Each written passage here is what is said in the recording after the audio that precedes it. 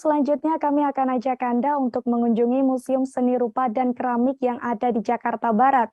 Museum yang mengadopsi gaya bangunan Yunani ini merupakan saksi sejarah perkembangan seni di Indonesia, Tribuners. Sebab di tempat ini, Anda akan melihat koleksi karya seniman Indonesia sejak tahun 1800-an silam. Dan bagaimana detail museum serta karya-karya yang ada di dalamnya akan disampaikan oleh rekan Yolanda Putri dari Warta Kota. Silakan rekan Yolanda.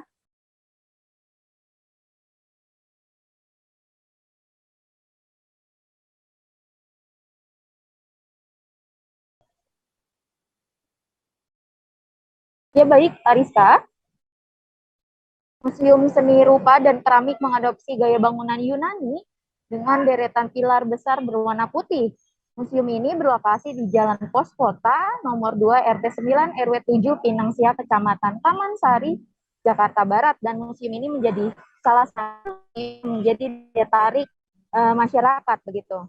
Adapun untuk pecinta seni, terutama seni lukis, wajib ke museum ini karena museum ini menjadi saksi sejarah perkembangan seni di Indonesia. Tutup setiap hari Senin dan mulai beroperasi kembali dari hari Selasa hingga hari Minggu, dimulai pukul 9 pagi hingga 15.00 atau jam 3 sore waktu Indonesia Barat.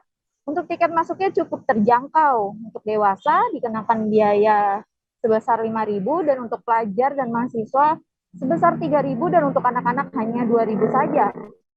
Sebelum memasuki area museum, pengunjung wajib melakukan scan barcode Peduli Lindungi di depan pintu loket. Dan saat mengunjungi museum, khusus di bagian galeri, lukisan pengunjung tak diperbolehkan untuk memotret. Adapun beberapa lukisan terdapat QR code yang berfungsi untuk memberi penjelasan tentang lukisan tersebut. Dan tempat ini sangat cocok untuk anak-anak sekolah maupun keluarga yang sedang mencari hiburan dengan tempat bersejarah yang menawarkan edukasi menarik.